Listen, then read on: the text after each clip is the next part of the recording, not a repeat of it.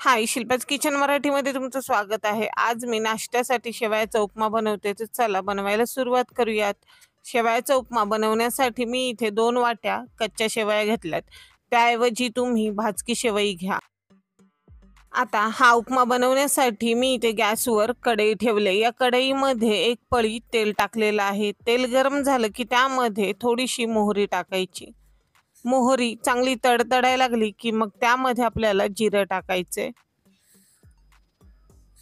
तुम्ही यामध्ये आता कढीपत्ता देखील टाकू शकता. तर आता मी यामध्ये 3 हिरव्या मिरच्या बारीक चिरून टाकल्यात. मिरच्यांना थोडंसं परतायचं. मिरच्या परतल्यात. आता यामध्ये मी 1 कांदा बारीक चिरून घेतलाय, तो टाकला. कांदा ट्रान्सपरंट होईपर्यंत परतायचा.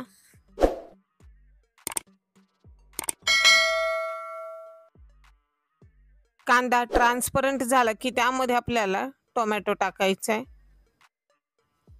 टोमॅटो नरम होईपर्यंत परतायचा. टोमॅटो लवकर शिजावा यासाठी मी यामध्ये मीठ टाकत आहे. चवीनुसार मीठ टाकायचं आणि आता टोमॅटो नरम होईपर्यंत परतायचं. टोमॅटो नरम झालाय.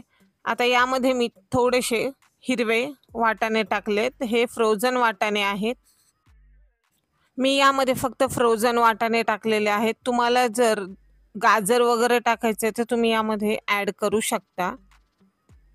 वाटाण्यांना देखील थोडंसं मी परतून घेतलंय. आता यामध्ये आपण ज्या शेवया घेतल्यात म्हणजेच शेवई ते टाकलंय. शेवयांना देखील लालसर होईपर्यंत परतायचे, कारण इथे मी भाजकी शेवई घेतलेली नाहीये. जर भाजकी शेवई घेतली असती तर फक्त 2 मिनिटं भाजून घ्यायचं होतं, पण इथे कच्ची शेवई असल्यामुळे याला मी लालसर होईपर्यंत भाजणार आहे. शेवई व्यवस्थित भाजले. आता यामध्ये आपण पाणी टाकूयात. तर आपण जेवढी शेवई घेतली होती त्याच्या डबल पाणी टाकायचं आहे.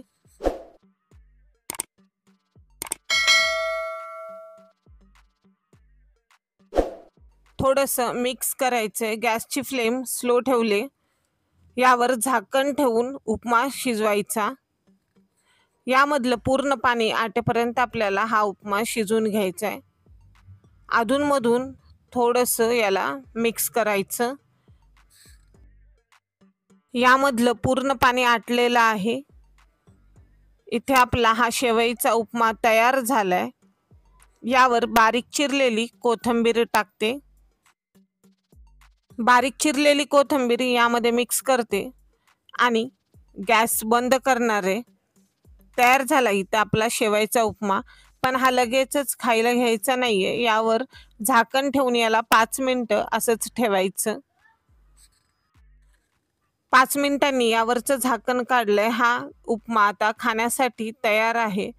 तुम्ही पाहू शकता हा शेवईचा उपमा एकदम सुटसुटीत झाला. याला थोडंसं थंड केलं ना की पूर्ण शेवया एकदम सुटसुटीत होतात.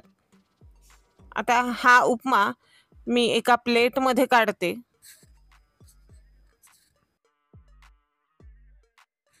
तुम्हाला हा मी बनवलेला शेवईचा उपमा कसा वाटला ते मला कमेंटमध्ये सांगायला विसरू नका. आणि हां, स्वतःची काळजी देखील घ्यायला विसरू नका.